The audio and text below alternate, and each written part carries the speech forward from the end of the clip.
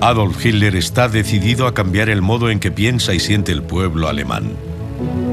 Y lo hace creando una nueva forma nazi de arte y cultura. La cultura era extremadamente importante para el nacionalsocialismo. Querían cine, querían arte y querían música que fueran consecuentes con la ideología nazi. Los artistas deben adecuarse a la visión dura y brutal de Hitler. Hitler estaba obsesionado con el arte y la arquitectura, hasta el punto en que quemó libros y deslegitimizó todo un movimiento artístico. Hitler quiso hacer limpieza en el campo de la cultura, como había hecho en el campo de la política. Toma el control absoluto de la radio y el cine. Los nazis usan la cultura para difundir su propaganda, para conseguir el poder y preparar a los alemanes para la guerra.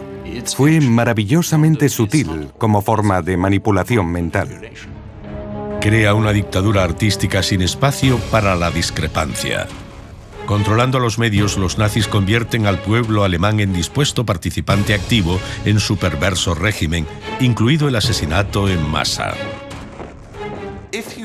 Si alguien dice, mi grupo representa las más altas aspiraciones de la humanidad, y si alguien amenaza a mi grupo, amenaza a la virtud, entonces puedo justificar el genocidio.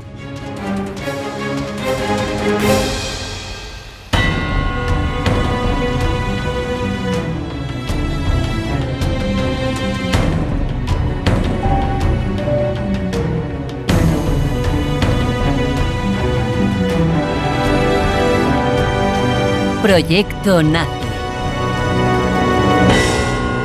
Una cultura del control.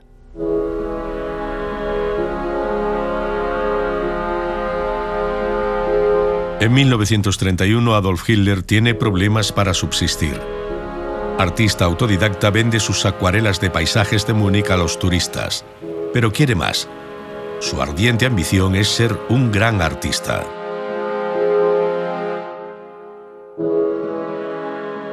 Hitler creció en un pueblo de Austria, pero se mudó a Viena e intentó ingresar en la Academia de Bellas Artes. Aunque sabía pintar y dibujaba edificios, no se le daba bien la gente y fue rechazado. Parece ser que los examinadores le dijeron amablemente que debía probar con la arquitectura. Él no quiso escucharles. Volvió a intentarlo y volvió a ser rechazado. No logró satisfacer su ambición de convertirse en artista.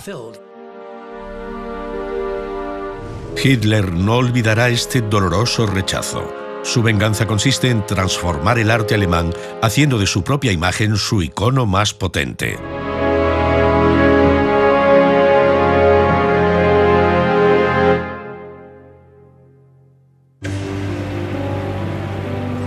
Alemania en los años 20 vive una revolución artística.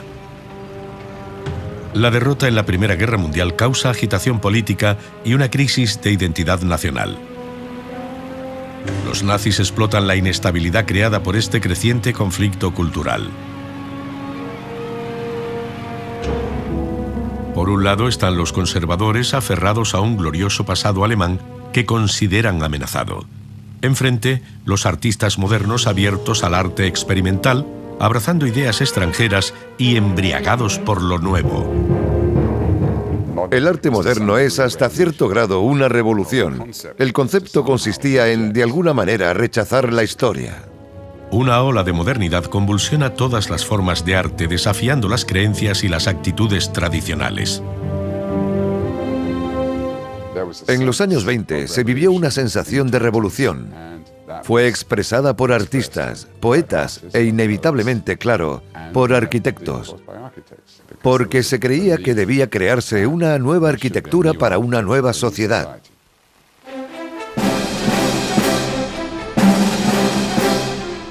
Los alemanes están acostumbrados a una arquitectura muy tradicional. Hay una gran cantidad de pastiches medievales. La afición por los tejados inclinados es una evocación directa del pasado alemán. Pero en 1929 la revolución de la modernidad llega a Stuttgart. El problema de la vivienda en la ciudad exige una audaz solución. Las autoridades encargan a jóvenes arquitectos vanguardistas de toda Europa diseñar 33 edificios. El resultado es el radical buque insignia de la arquitectura moderna en Alemania, la colonia Weissenhof. Fue la primera exposición de construcción y arquitectura pensada para uso residencial a largo plazo. Normalmente estas casas de exposición eran demolidas. La arquitectura de la colonia Weissenhof era muy nueva estéticamente, muy colorida, con tejados planos. Este tipo de tejado era completamente nuevo en la zona de Stuttgart. Otro elemento impactante eran las ventanas grandes. Los diseñadores usaron elementos producidos en serie y prefabricados para hacer edificios más baratos para el pueblo. Estos arquitectos modernos tienen conciencia social. Crean viviendas más baratas, que también consideran liberadoras. Hogares para que la gente viva de modo radicalmente nuevo. Lo que queda expresado aquí es un movimiento de reforma. La gente quería vivir de una manera más abierta, más libre, no tan atada a la tradición. Se trataba de ser más abiertos, de replanteárselo todo. Las ventanas grandes formaban parte del movimiento, permitiendo entrar la luz del sol, reflejando así una nueva actitud ante la vida. La visión internacional de la vida de la colonia Weissenhof atrae a visitantes de todo el mundo. Y pueden comprar postales de los edificios. He traído todas las postales que llevo años coleccionando. Cada una tiene su propia historia. Para muchos el diseño de Weissenhof es demasiado radical, desafiante. Postales satíricas incluso describen la exposición como recién salida de las 1001 noches. Los visitantes alemanes hacen notar su disconformidad y confusión. Esta tarde he paseado por la exposición. No puedo criticarla porque me parece que no la entiendo. La imagen no muestra barracones militares, sino casas del futuro.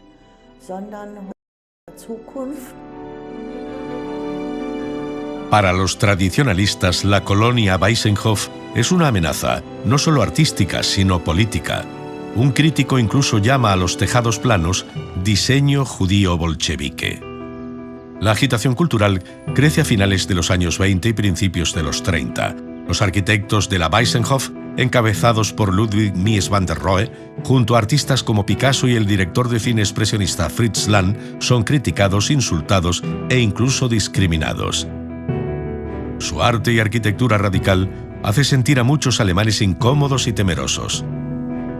Hitler y el partido nazi explotan estos miedos a lo radical y extranjero.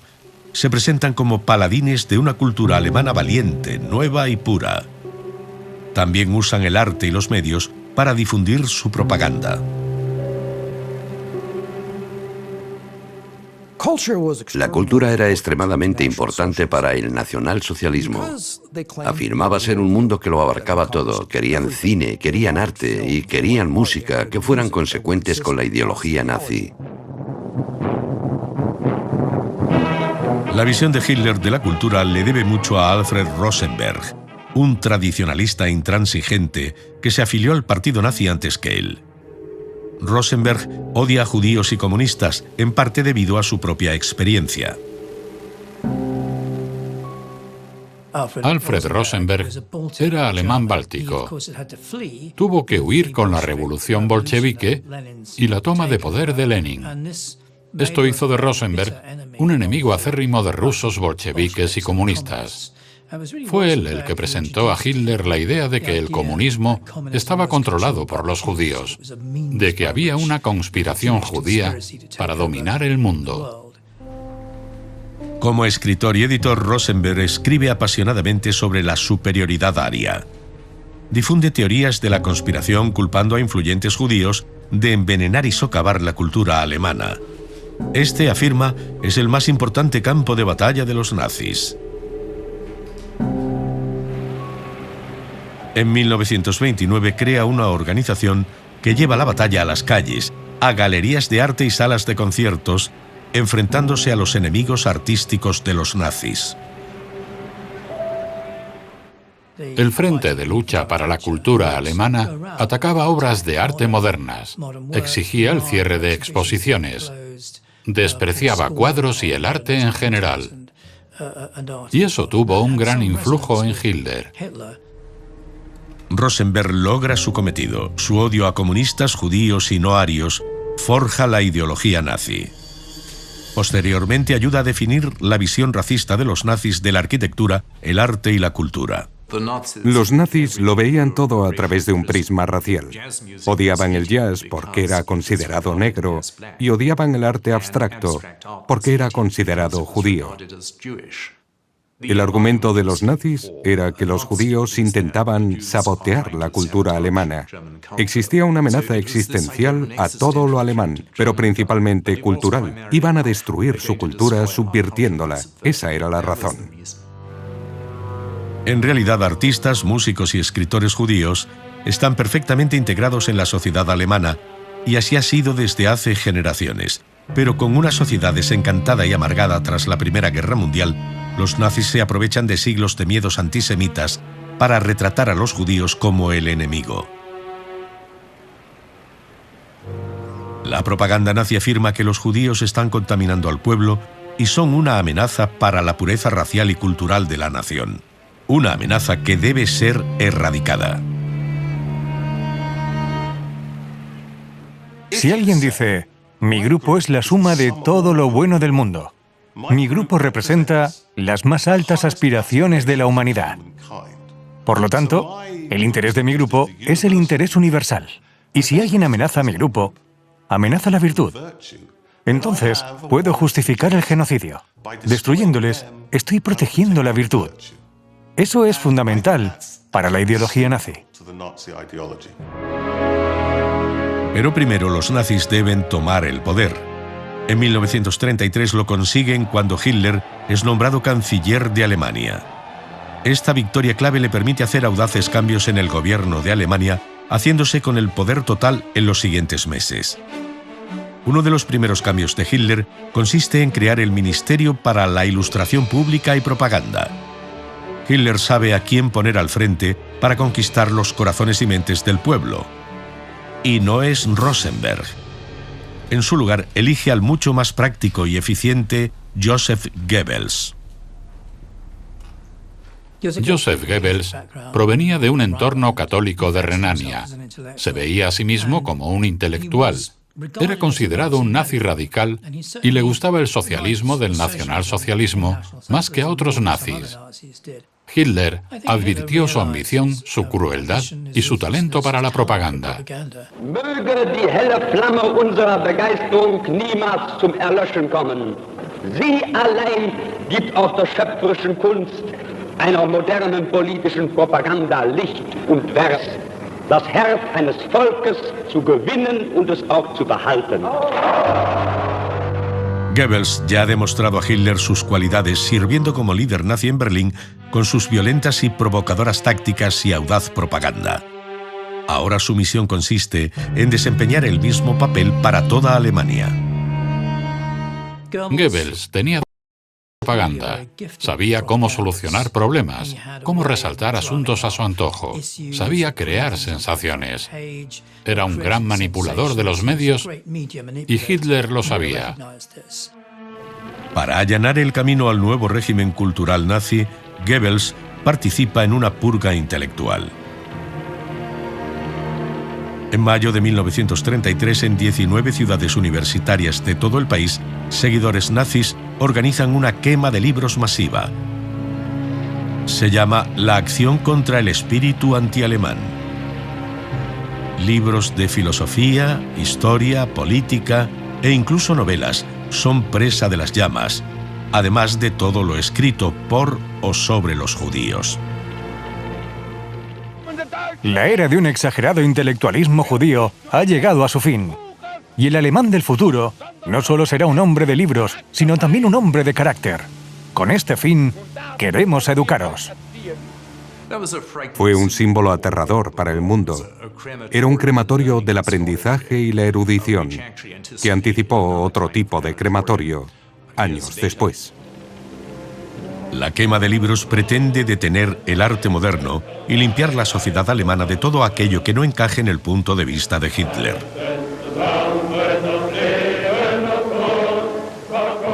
Los nazis acaban con todos los experimentos artísticos y culturales de los años 20.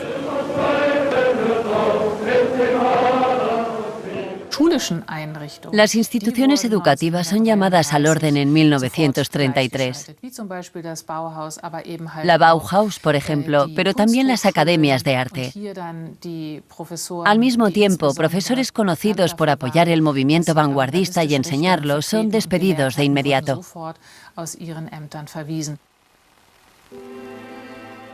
Los judíos, por ejemplo, son despedidos de sus trabajos de funcionarios. Es importante entender que un funcionario en Alemania no es solo gente sentada en Berlín gestionando los ministerios.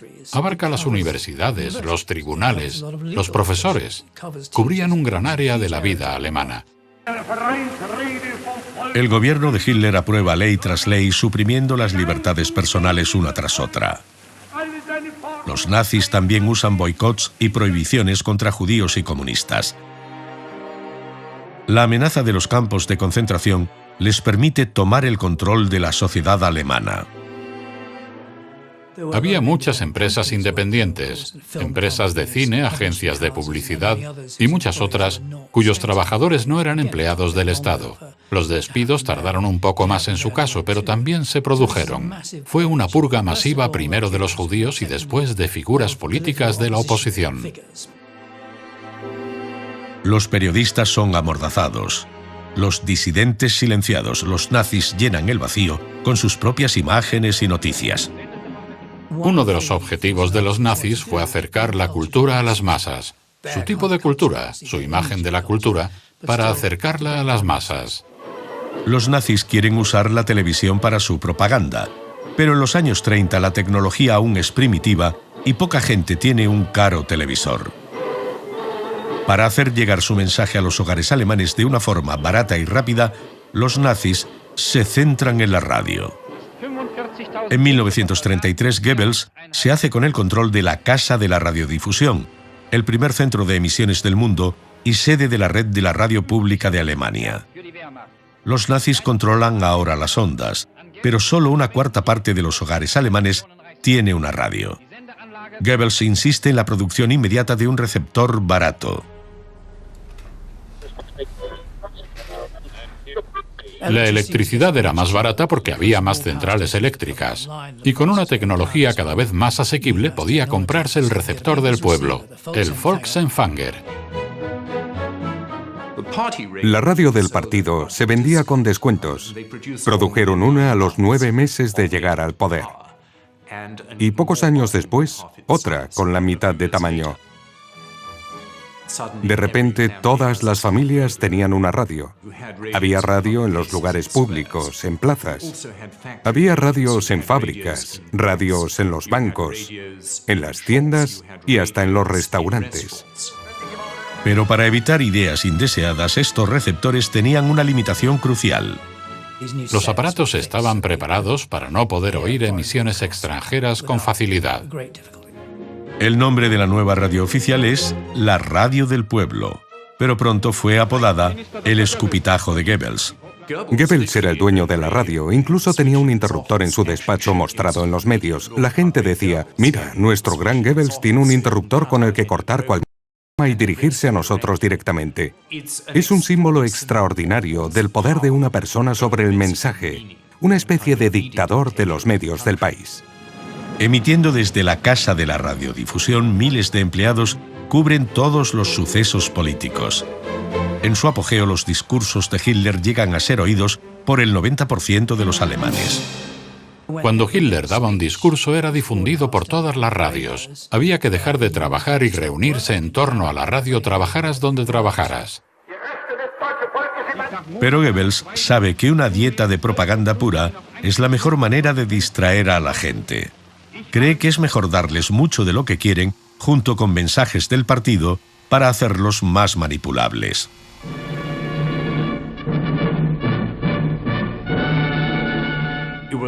No eran diatribas vociferantes de jerarcas del partido.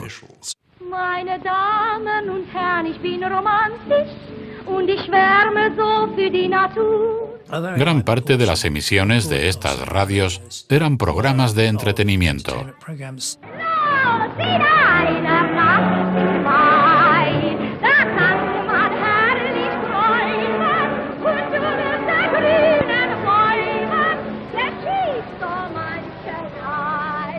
Si hubieran existido los concursos en la época de la Alemania nazi, a Goebbels le hubieran encantado. Cualquier cosa no política que gustara a la gente.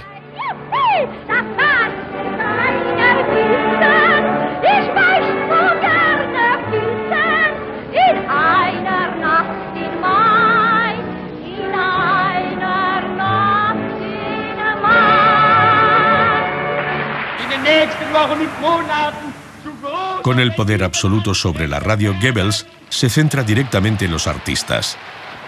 Escritores, músicos, arquitectos y artistas son obligados a inscribirse en la nueva agencia del gobierno, la Cámara de Cultura del Reich.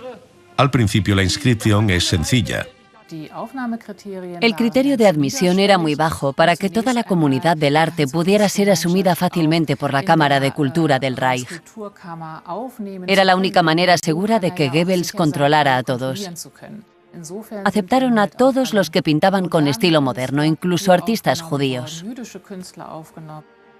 La Cámara de Cultura del Reich tenía muchas subdivisiones. La Cámara de la Música, la Cámara del Arte y la Arquitectura, la Cámara del Cine. Era una organización estatal coercitiva. También estaban incluidos marchantes de arte, directores de galerías. De esta manera y sobre el papel, Goebbels tenía el control absoluto del aparato cultural de la Alemania nazi y de todos los que trabajaban para ella. Ahora Goebbels conoce el nombre de todos los artistas alemanes. Expresionistas como Ernst Kirchner, Otto Dix y Ludwig Gies, compositores alemanes judíos como Arnold Schoenberg, escritores como Thomas Mann y Bertolt Brecht, todos están en sus registros. Con esta información Goebbels puede ejercer enorme poder sobre la comunidad cultural. Pero aún no.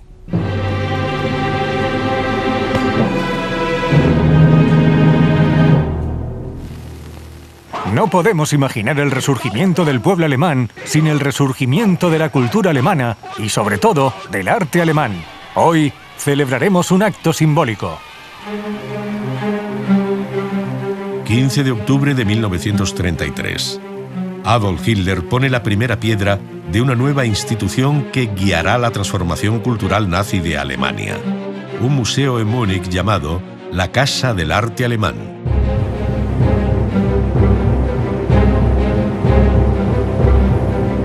Hitler quiere que el edificio sea un templo para la nueva visión nazi del arte, y su diseño debe reflejar eso.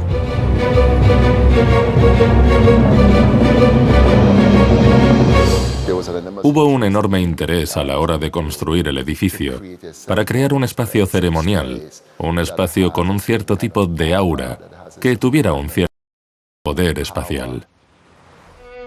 Hitler diseña la Casa del Arte Alemán con uno de sus arquitectos favoritos, Paul Trust. Combina estilo clásico e ingeniería moderna. El resultado es un edificio totalmente nuevo en línea con la ideología nazi, reflejando sus imaginarios orígenes históricos. Les gusta la expresión eterna Alemania. La idea de que las raíces de Alemania se remontaran a un remoto pasado, incluso hasta los romanos y griegos. Era esencial que la cultura se incorporara al punto de vista nazi, de modo que sugiriera que el nazismo no era una creación reciente, era una tradición antigua con una nueva expresión. Era pomposo y monumental, rimbombante. Tiene que ver con la expresión del poder, con la humillación del individuo de alguna manera. Se trata de menospreciar a la gente, de impresionar. Lo más siniestro de la arquitectura de ese periodo y del objetivo de Hitler no es la arquitectura en sí misma, sino que representara una actitud hacia el individuo y la autoridad. El Museo de Hitler tarda 4 años en construirse. Quiere que Alemania sea racial y culturalmente pura para cuando abra el templo del arte nazi. En 1935 se anuncia una legislación antisemita conocida como las leyes de Nuremberg.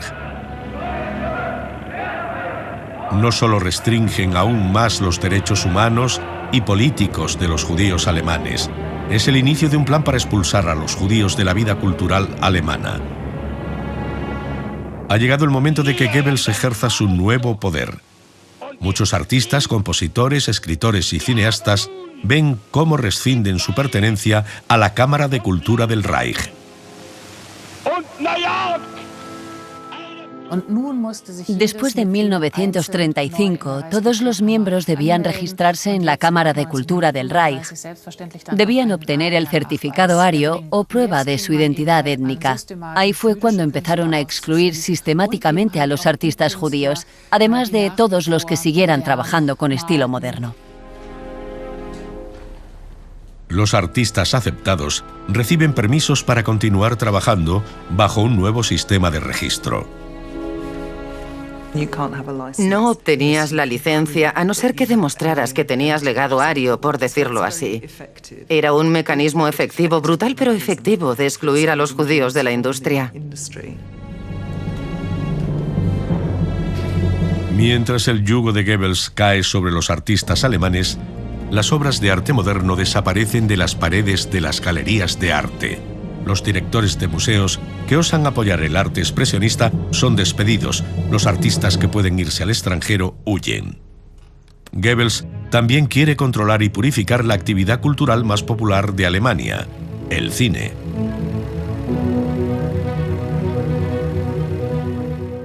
Sabe que es el medio que puede cambiar corazones y mentes.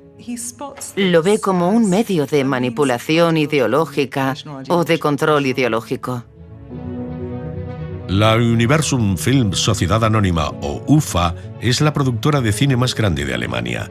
Sus estudios en Babelsberg siguen en funcionamiento actualmente.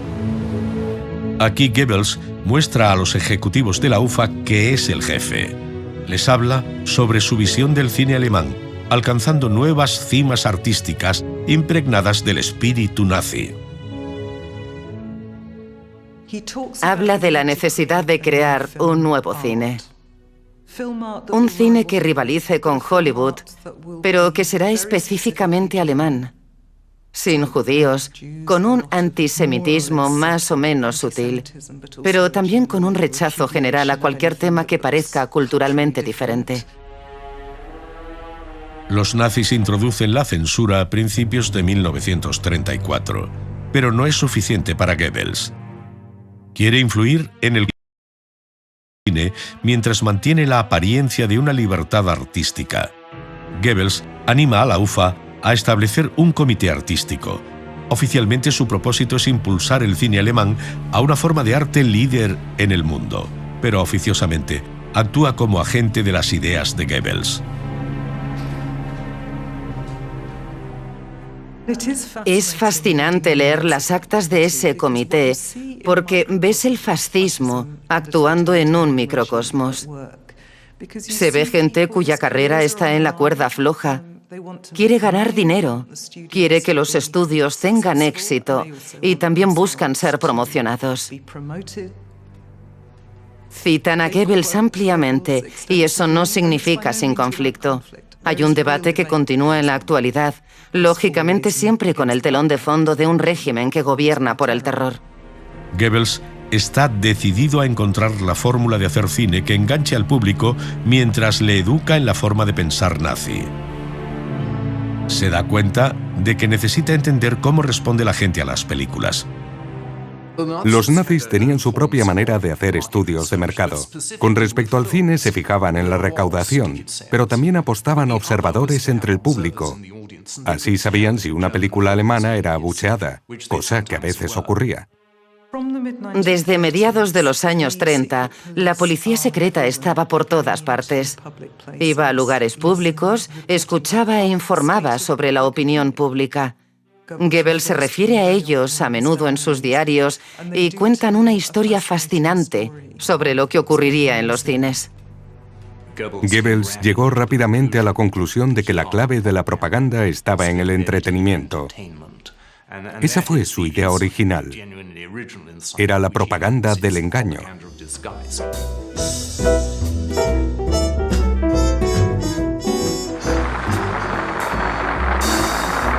Bajo el control de Goebbels, el cine alemán está nacionalizado. Pero también prospera. Más películas con más calidad y temas más populares atraen a un mayor público e incluso obtienen reconocimiento internacional. Aventuras exóticas, comedias musicales, comedias, melodramas. Todas apuntaban a distintos públicos y captaban a la gente de formas diferentes. Me parece que de eso trataron realmente los primeros años del nacionalsocialismo, de sentar las bases del incipiente reino del terror de los nacionalsocialistas. Se trataba de crear un consenso entre la población que aprende a vivir con el nacionalsocialismo y que no necesita ver imágenes de terror. Lo que necesita es ver que ocurren cosas nuevas y positivas. Los aficionados al cine en la Alemania nazi y en el extranjero ven una versión editada de la realidad. Querían proyectar la sensación de un país moderno occidental. No debía parecer una dictadura totalitaria. No debía parecerle eso a la gente que vivía allí. Fue maravillosamente sutil como una forma de manipulación mental.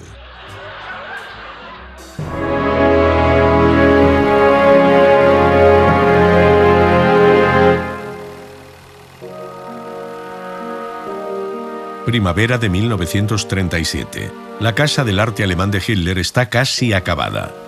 Ha llegado el momento de definir la nueva visión nazi del arte. Pero no es tarea fácil.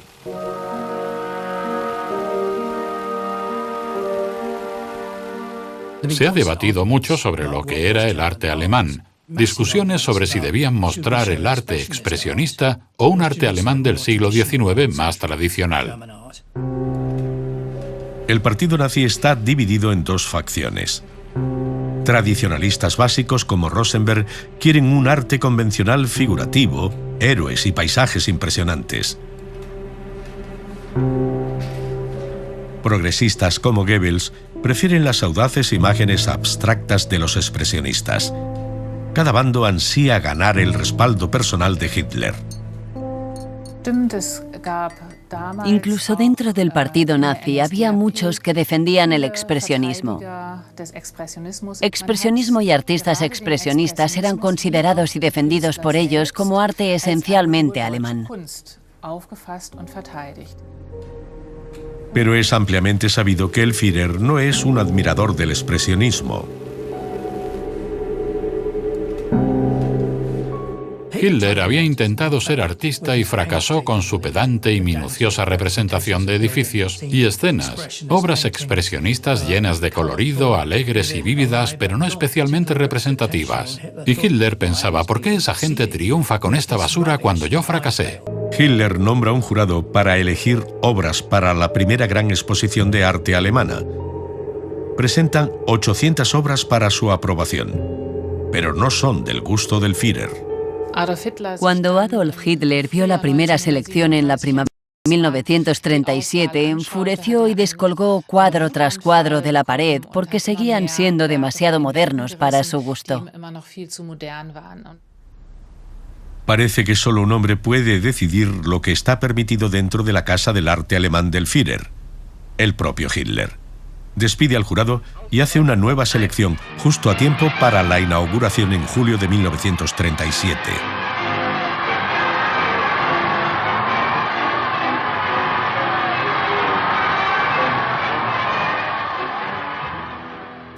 La primera gran exposición del arte alemán fue un intento no solo de mostrar el edificio, este templo de arte alemán como lo llamaba Hitler, sino también de refrendar el tipo de iconografía de los nazis, del Reich.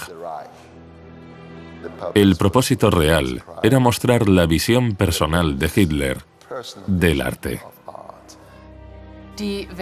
La selección final de las obras iba en línea con el ideal artístico aprobado oficialmente. Temas bélicos, glorificación del hombre como guerrero, glorificación de la mujer como madre nutricia del pueblo alemán. La concepción conservadora de Hitler durante ese periodo no habría sido necesariamente sobre la calidad del arte, sobre los aspectos formales, sino más sobre imágenes. Era simplemente pura propaganda. Hitler llena 40 salas con casi 900 paisajes, retratos y esculturas. La visión del arte nazi queda ahora clara. La Casa del Arte Alemán está plagada de obras rotundas, figurativas y naturalistas, con el ocasional pastiche clásico. Las obras de Adolf Wiesel, de una idealizada vida campesina, cuelgan junto a los desnudos neoclásicos de Adolf Ziegler. Desaparecen las debilidades, enfermedades o dudas. Predomina una belleza superficial. El escultor favorito de Hitler, Arno Breker, crea desnudos de hombres musculados. El superhombre ario en piedra. La Alemania nacionalista quiere de nuevo arte alemán. Un arte que dure para siempre, como lo harán todos los valores creativos de la nación. Hitler intentó introducir unas nuevas imágenes, una nueva iconografía que enardeciera a la gente, que llevara la visión de una sociedad sana más claramente al público. Su declaración de intenciones tenía una dimensión siniestra, que era la destrucción de las fuerzas progresistas que predicaban una nueva visión de lo que debía ser el arte moderno. Hitler quiso hacer limpieza en el campo de la cultura, como había hecho en el campo de la política. Durante 4 años se ha librado una guerra civil por el alma artística de Alemania. Pero cuando el público entra en la Casa del Arte Alemán, resulta evidente que los seguidores del arte moderno, incluido Joseph Goebbels, han perdido. Después de esos 4 años, en 1937, se ejecutó el golpe definitivo y destructor contra el arte moderno. En ese punto, Joseph Goebbels empezó a interpretar el papel de oponente al arte moderno, asumiendo el liderazgo de la campaña de difamación. Goebbels se traga su entusiasmo personal por el arte moderno. Ahora se avergüenza de forma entusiasta del arte que ofende la recién definida sensibilidad nazi. Por orden especial de Hitler, se envía una comisión a museos de toda Alemania para confiscar obras de arte ofensivas. En un corto periodo de tiempo, confiscan casi 700 obras y son llevadas a Múnich. Obras de Picasso, Cézanne, Van Gogh y Gauguin son confiscadas y mostradas en una exposición de arte degenerado en Múnich, junto con expresionistas alemanes como Georg Gross, Ernst Kirchner, Otto Dix y Ludwig Gies. Se inaugura el Instituto Arqueológico el día después del inicio de la exposición de Hitler en la Casa del Arte Alemán, al otro lado de la calle. Goebbels habla en la inauguración condenando el arte presentado. Su cínica transformación de amante del expresionismo a adversario acérrimo del arte moderno no pasa desapercibida. Su rival, el tradicionalista Alfred Rosenberg, critica encantado la falsedad de Goebbels en su diario. Y ahora el Dr. G se ve obligado a criticar a los incompetentes en Múnich cuando fue su representante, cuando les defendió durante 4 años. Se ha comportado como siempre, como si hubiera sido el verdadero líder de la lucha contra una degeneración artística. Los nazis muestran el arte degenerado lo peor que pueden. Apenas se permitía la luz en esas salas. Era básicamente imposible ver bien las obras. Se mostraban con mala luz. Esta crítica aumentó aún más por las pinturas con lemas despectivos en las paredes para manipular la opinión de los visitantes sobre el arte expuesto.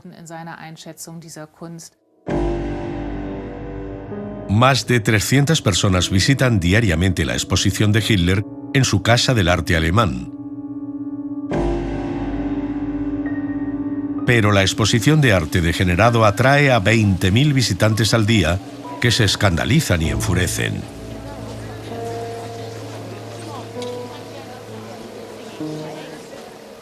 Autobuses llenos de nazis llegan desde zonas rurales. Es gente que nunca ha visitado una exposición de arte. Abucheaban las obras y hacían muecas, cosa que también formaba parte de la exposición. La exposición recorre las grandes ciudades alemanas y es vista por 1 millón de personas. El objetivo es explicar a la nación lo que hace inaceptable al arte degenerado. Cualquier cosa descrita que se desviara del modelo de vida era vista como degeneración, y lo mismo se aplicaba a los esquemas de color poco realistas. Cualquier obra de arte de un artista judío era considerada degenerada. Así es como intentaron definir más claramente en contra de qué estaban. Como Hitler ha decidido que arte es aceptable, no hay necesidad de críticos de arte. Goebbels los prohíbe. Los críticos deben centrarse solo en si la obra de arte se aviene a las normas o no. Los artistas no tienen opción. O se conforman o dejan de hacer arte. Fue mucho más que una prohibición de ciertos artistas.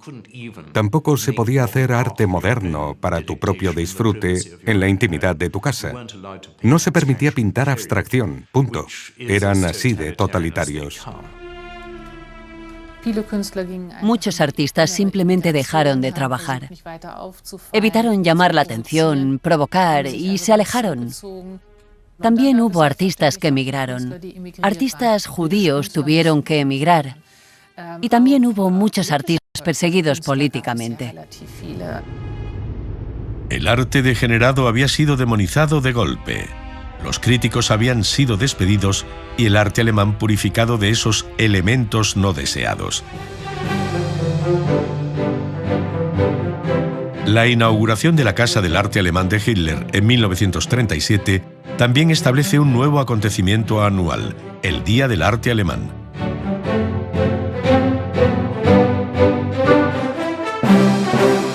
Presenta grandiosos desfiles de nuevas obras de arte aprobadas por los nazis que glorificaban los mitos nórdicos y el poderío militar. El objetivo es asegurarse de que los alemanes sepan que Hitler y los nazis son los auténticos guardianes de la cultura germana.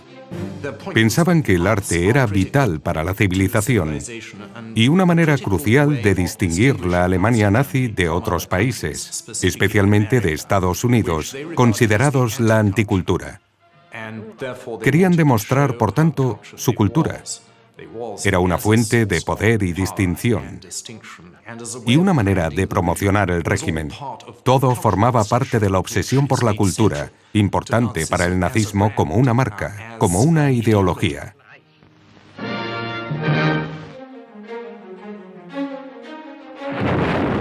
...1939. La guerra en Europa ha comenzado. Cuando el ejército alemán conquista cada vez más territorios, Alfred Rosenberg percibe que es una gran oportunidad. Los nazis empiezan a coleccionar obras de arte de los países conquistados. La Gestapo visitaba a coleccionistas de arte y descolgaba las obras de las paredes.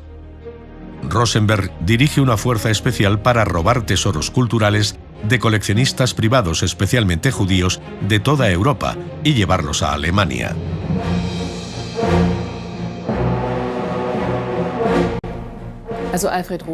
Alfred Rosenberg se dirigió al oeste en 1940, después de la ocupación de los territorios. Aquí es donde establece la Fuerza Especial Rosenberg, que se convirtió en el mayor grupo de ladrones de obras de arte de la historia. Públicamente, este robo masivo es descrito como una investigación artística o una noble campaña para salvar obras de arte vulnerables. Pero en sus diarios, Rosenberg revela sus verdaderos motivos. En París, la mañana del 28, inspeccioné objetos y obras de arte judías confiscadas por mi personal operativo en Francia. Rothschild, Weil, Seligman, etc. tuvieron que ceder el fruto de 100 años de especulaciones en bolsa. Rembrandt, Rubens, Vermeer, Boucher, Fragonard, Goya, etcétera, etcétera, todos representados en gran número. Tallas antiguas, tapices, etc. Los tasadores calculan que su valor se acercaría a los 1.000 millones de marcos alemanes. Los hombres de Rosenberg roban 30.000 objetos de arte de hogares judíos y colecciones en Francia y Bélgica. Cuando la guerra se recrudece, los nazis toman el control absoluto de la industria del cine, la radio, la prensa, la música y el teatro. Pero en 1943, la guerra va mal para Alemania. Goebbels se esfuerza por mantener la moral en casa. Durante las últimas fases de la guerra, los gastos en propaganda se reducen de forma constante. Hay varias razones para ello. Primero, que los nazis no disponen de recursos. Han mandado a muchos de sus propagandistas al frente. De hecho, las publicaciones nazis imprimían obituarios de antiguos oradores, antiguos propagandistas que habían muerto en los frentes. Pero Goebbels sabe que el espectáculo debe continuar. Ordena a la UFA, el mayor estudio de cine de Alemania, que siga rodando películas, incluso después de que otros estudios sean bombardeados. La gente necesita escapar de la realidad. El cine se presenta como un refugio. No solo es un lugar seguro, sino también un lugar en el que evadirte, en el que disfrutar durante un par de horas. Lo que la gente quiere es un espectáculo colorista de prestigio. En 1943 hay películas como Las aventuras del barón Munchausen, un gran espectáculo de fantasía, una película en color. Es una película divertida. No parece tener nada que ver con la ideología fascista. Se puede debatir sobre eso, pero es una aventura de fantasía. De vuelta a la realidad, la propia aventura de los nazis se queda sin tiempo. Los bombardeos son cada vez más frecuentes. Goebbels ordena que los cines abran cuanto antes tras los bombardeos. Para proteger la industria del cine, Goebbels y Hitler redactan una lista de talentos cinematográficos, los llamados artistas tocados por la mano de Dios, que están exentos de ir al frente. Quisieron preservar a los mejores artistas que tenían.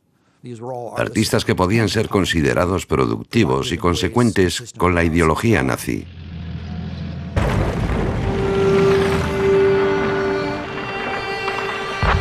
Pero en el invierno de 1944 el ejército ya no puede prescindir ni siquiera de estos artistas. Las estrellas de la gran pantalla de Goebbels son ahora un lujo que los nazis no se pueden permitir. El fin llega rápidamente. En abril de 1945, el ejército soviético entra en Berlín.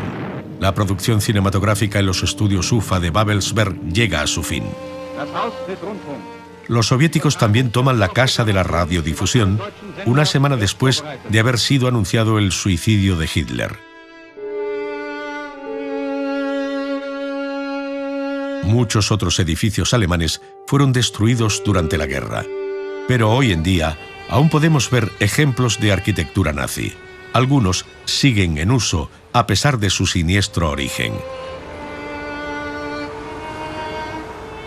Irónicamente, la colonia Weissenhof de Stuttgart sobrevivió a la guerra. Este icono de la arquitectura moderna resistió los bombardeos aliados y el plan nazi para destruirlo.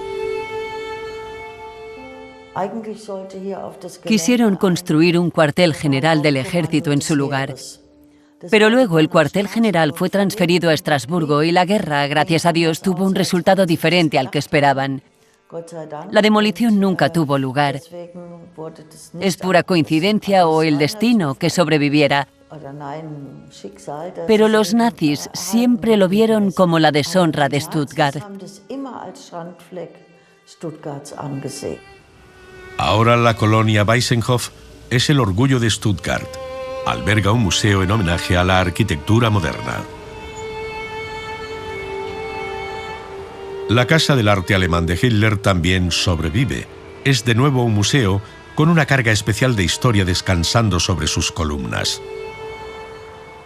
En cuanto al origen del edificio, yo suelo decir que los edificios no tienen subjetividad. No se les puede someter a juicio. Aunque es importante pensar en el edificio y en su legado, no deja de ser algo inanimado. es arquitectura.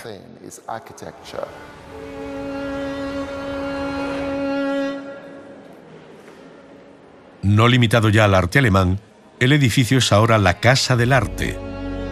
La colección de arte de Hitler fue sustituida hace tiempo por el tipo de desafiantes obras internacionales que los nazis intentaron eliminar. El pórtico del edificio exhibe la exposición El júbilo del Yiddish.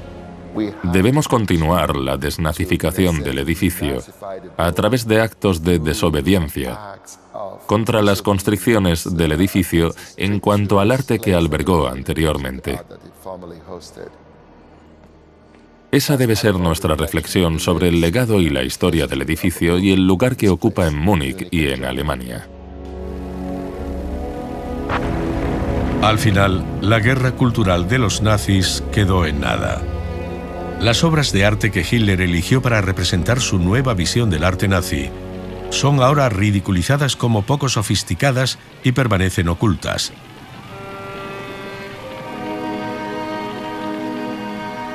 Las ideas de Alfred Rosenberg han sido desacreditadas. Su vasto alijo de arte robado fue confiscado.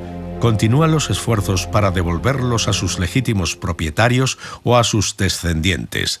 Pero muchas obras de arte robadas por los nazis han desaparecido, han sido destruidas, forman parte de colecciones privadas o están perdidas en los museos. Y en cuanto a Joseph Goebbels, quizás su fórmula ganadora de combinar propaganda con entretenimiento siga siendo el legado más potente y siniestro de los nazis.